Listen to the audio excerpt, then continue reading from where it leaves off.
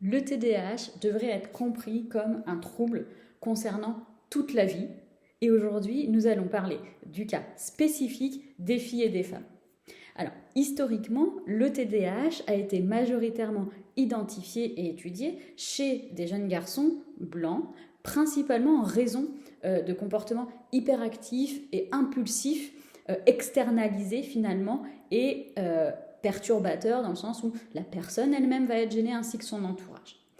Les premières recherches ont établi un biais de genre en conséquence dans la définition même du TDAH, faisant des comportements de ces garçons la référence pour tous les cas de TDAH, ce qui a, selon certains auteurs, même beaucoup d'auteurs, ce qui a, selon beaucoup d'auteurs, amené un sous-diagnostic chez les filles et les femmes.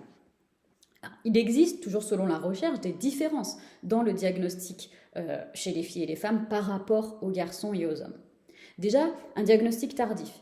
Les femmes seraient souvent diagnostiquées tardivement, plus tardivement, et parfois seulement quand elles vont aller chercher de l'aide pour leurs enfants avec TDAH, ou alors quand leur propre vie devient clairement ingérable à cause des symptômes.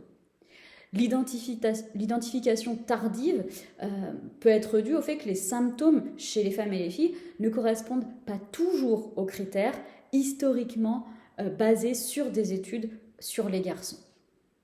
Ensuite, on a les symptômes d'inattention.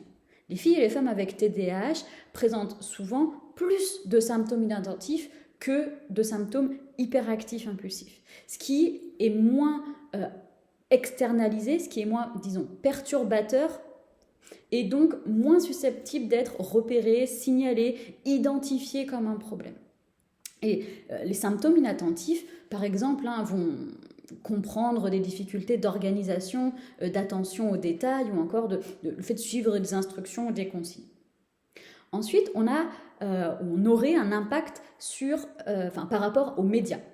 C'est-à-dire que l'augmentation de la couverture médiatique sur le TDAH chez les femmes et les filles contribuerait à réduire l'écart de diagnostic, d'accord, en fonction du genre, et plus de femmes vont s'auto-identifier et cherchent un diagnostic et un traitement ainsi.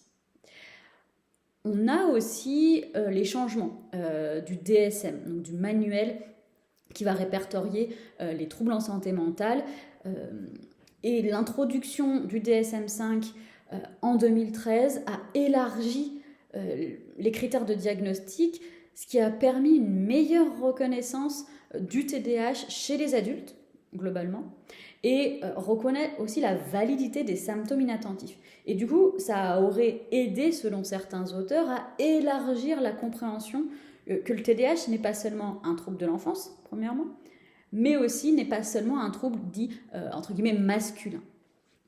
Alors tout ça, quelle implication ça a ? Eh bien, pour les femmes avec TDAH, le retard dans le diagnostic et le traitement de ce trouble a des implications importantes sur leur bien-être, sur leur fonctionnement dans la vie.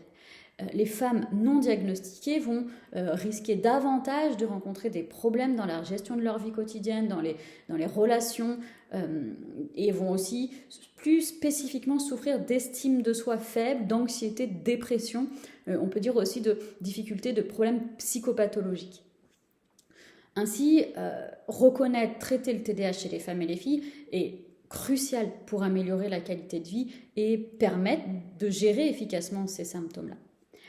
Pour finir, l'évolution de la compréhension du TDAH comme un trouble qui va affecter les hommes et les femmes tout au long de la vie a été plutôt lente mais significative.